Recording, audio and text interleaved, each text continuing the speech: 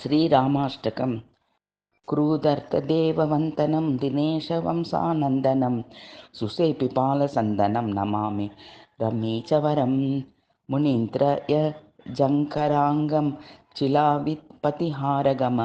महाधनुर्विधारगं Namami राममीचवरं स्वातदवाग्यकारिणं दफोवने विहारिणं करेषु चपदरिणं Namami राममीचवरं कुरङ्गमुक्तसायकं जदायुमोक्षदायकं प्रविताकिसनयगम Namami राममीचवरं प्लवङ्गसङ्गमसम्मतिं निपत्तनिम्रागपतिं दासस्य वंशासंक्षतिं Namami रमीचवरं विदीनदेवहर्षणं कपिपसिदातवर्षणं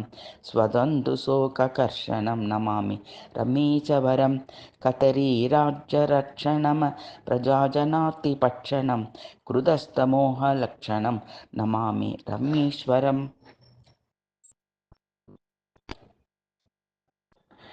हृतक्किलासलपरं स्वातमनीतनागरं